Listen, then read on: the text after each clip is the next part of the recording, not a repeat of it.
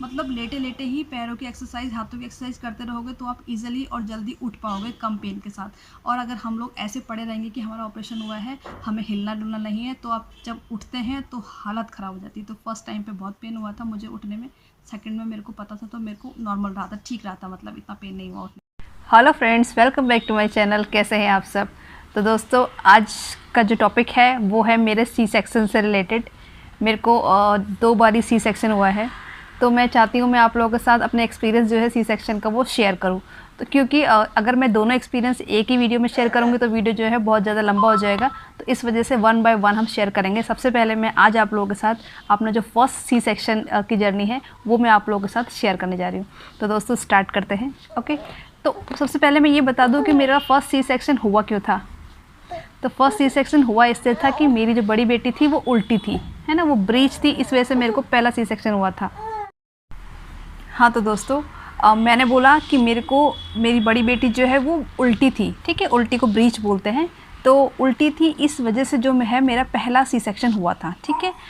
अब उल्टी मोस्टली होता क्या है कि जब बच्चा उल्टा होता है तो डॉक्टर लोग जब भी अल्ट्रासाउंड करते हैं तो उसमें ऐसा रहता है कि हमें भी, अगर पहले अल्ट्रासाउंड में बच्चा उल्टा आया है, ब्रीच आया है, तो क्या पता दूसरा अल्ट्रासाउंड जब कराएं तो उसमें नॉर्मल आ जाए पोजीशन, या तीसरा अल्ट्रासाउंड कराएं उसमें नॉर्मल आ जाए। मतलब ये कि लास्ट मंथ तक डॉक्टर ये सब चीज़ें चेक करते हैं कि अगर वो बोलते हैं कि अगर बच्चा आपका नॉर्मल पोजीशन पे आ जाएगा जैसा कि होना चाहिए, हेड डाउन पोजीशन जो होनी चाहिए, तभी तो हम लोग नॉर्मल के लिए अटैम्प्ट करेंगे, अदरवाइज़ जो है वो सी सेक्शन से ही बच्चा डिलीवर होगा, ठीक है। तो मेरे केस में ऐसा ही हुआ कि मेरे को लास्ट मंथ जब मेरा लास्ट अल्ट्रासाउंड हुआ था 9 मंथ में, उसमें भी जो बेबी की पोजीशन थी वो ब्रीच ही आई, है ना, वो सीधा हुआ ही नहीं। जो मेरी बड़ी बेटी थी वो उल्टी की उल्टी ही रही। तो इस वजह से जो है मेरे को सी सेक्शन ही होना था, है ना। 3rd मंथ में जो अल्ट्रासाउंड होता है उससे मेरे को कंफर्म हो गया था कि उल्टी है बच्ची, और लास्ट मंथ के अल्ट्रासाउंड से भी ये था कि उल्टी ही है। तो फिर सी सेक्शन ही होना था, दूसरा कोई रास्ता नहीं था मेरे पास। तो इस वजह से जो है सी सेक्शन अटैम्प्ट हुआ था। और इसके अलावा 3rd मंथ में क्या हुआ था, मुझे जो है स्पॉटिंग चालू हो गई थी। तो स्पॉटिंग की वजह से जो मुझे वीकली इंजेक्शन लगते थे और मेरी मेडिसिन वगैरह भी चलती थी, है ना, हार्मोन्स इंक्रीज़ करने के लिए मुझे इंजेक्शन प्लस मेडिसिन मेरा चलता था, ठीक है, जो कि डॉक्टर ने मुझे रेकमेंड किया था कि 7 मंथ तक ऐसा चलेगा। बट ठीक ठाक रहा था। उसके 5 मंथ के बाद जो है चीज़ें नॉर्मल होने लगी थी, प्रॉब्लम्स कम हो गई थी काफ़ी। तो उसके बाद फिर मेरे 5-6 महीने के बाद इंजेक्शन और जो मेडिसिन था वो दोनों बंद हो गया था। फिर उसके बाद नॉर्मल जैसा रहता है वैसा था, ठीक है। तो ओके, तो फ्रेंड्स अब स्टार्ट करते हैं सीधे जो मेरा सी सेक्शन वाला दिन था उस दिन के बारे में मैं आप लोगों को बताती हूँ, क्योंकि ज़्यादा लंबा मैं बता नहीं पाऊँगी। मेरी छोटी बेटी उठी हुई है, आप लोग जो बैकग्राउंड नॉइज़ आ रहा है उसका वो सुन सकते हैं। वो थोड़ी देर पहले सोई थी, लेकिन जैसे मैं वीडियो बनाने लगी तो वो उठ गई। तो जैसा कि होता ही है हम मम्मी लोगों के साथ, तो आप लोग समझ सकते हैं अच्छे से। तो दोस्तों, मैं बताती हूँ, जैसे मेरा सी सेक्शन था तो उन दिनों मैं हॉस्पिटल में ही जॉब किया करती थी। तो मैंने मैम से ये बोला था कि जो सबसे पहला मैडम आप ओटी करोगे तो वो प्लीज़ मेरा ही करना, क्योंकि एक तो रात भर टेंशन रहता है, क्योंकि कल ऑपरेशन है, तो थोड़ा तो माइंड में रहता ही है। और वो भी खास तौर पे फर्स्ट टाइम। सेकंड टाइम पे तो आप काफ़ी मेंटली प्रिपेयर हो जाते हो, क्योंकि हमें पता होता है कि स्टेप बाय स्टेप अभी हमारे साथ ऐसा होगा, अब ऐसा होगा, तो उस हिसाब से हम लोग अपने आप को मेंटली स्ट्रॉन्ग कर लेते हैं काफ़ी सेकंड सी सेक्शन में।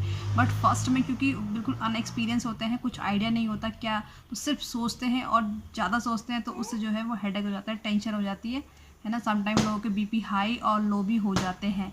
बट मेरा ऐसा कुछ नहीं हुआ था। थोड़ा बहुत मेंटली जो है वो रहता ही है कि हाँ कल सी सेक्शन है।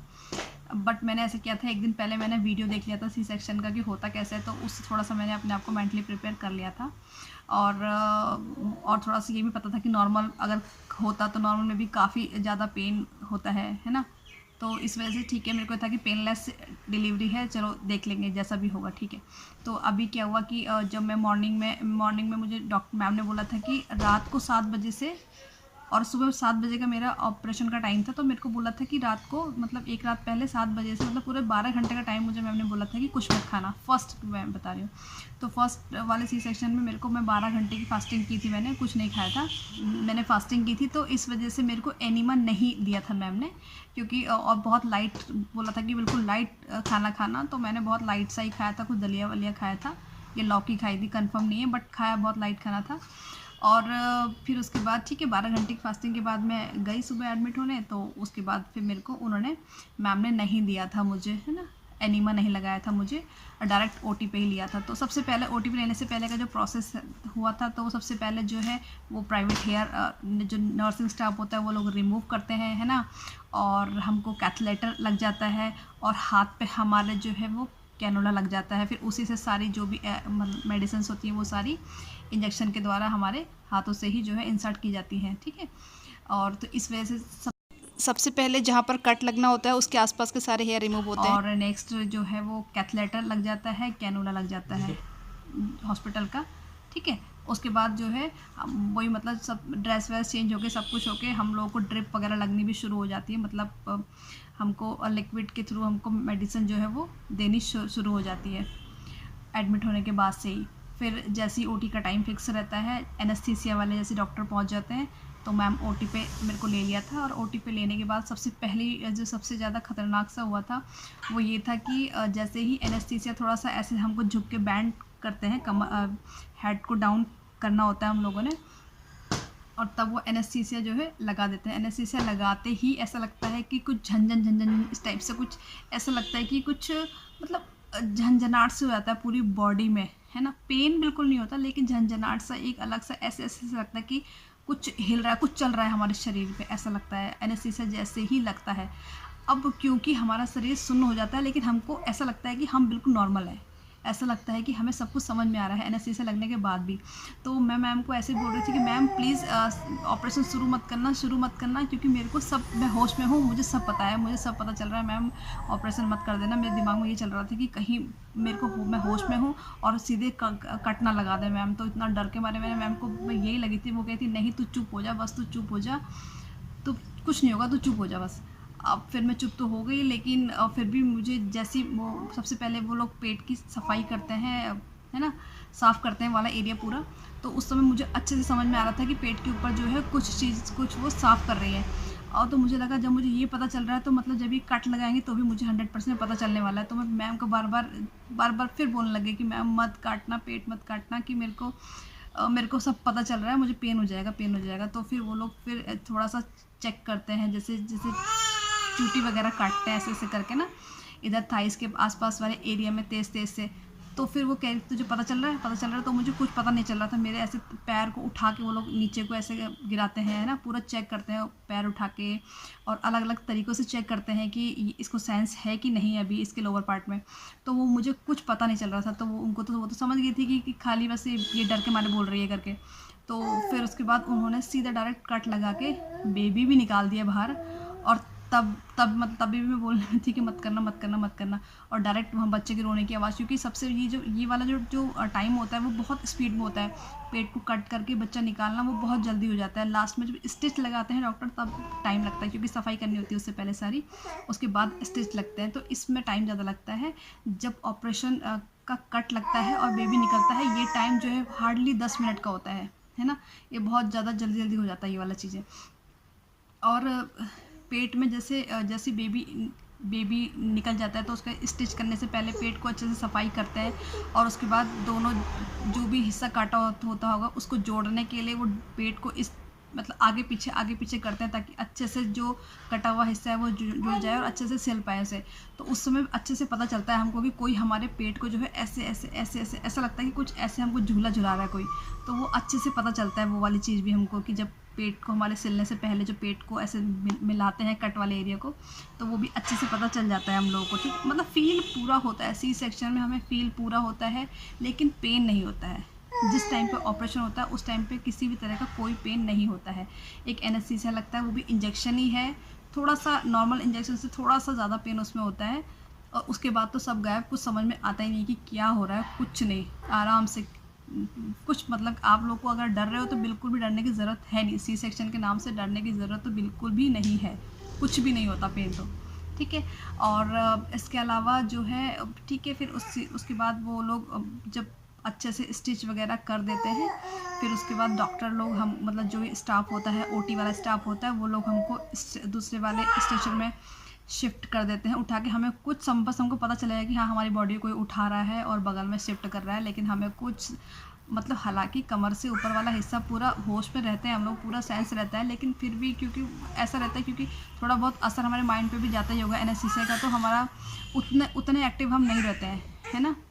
बॉडी हम फिजिकली हम उतने एक्टिव नहीं रहते, लेकिन मेंटली हमको सब समझ में आता है कि क्या हो रहा है क्या नहीं हो रहा है, सब कुछ नॉर्मल बात करते हैं, सब कुछ नॉर्मल रहता है।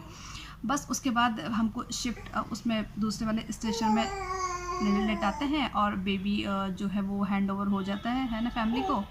और हम लोग फिर उसके बाद, अब मेरे को फर्स्ट वाले में तो मुझे आईसीयू में शिफ्ट नहीं किया था, फर्स्ट वाले ऑपरेशन में आईसीयू में शिफ्ट नहीं किया था, बट सेकंड वाला जो मेरा सी सेक्शन हुआ था उसमें तो आईसीयू में किया था।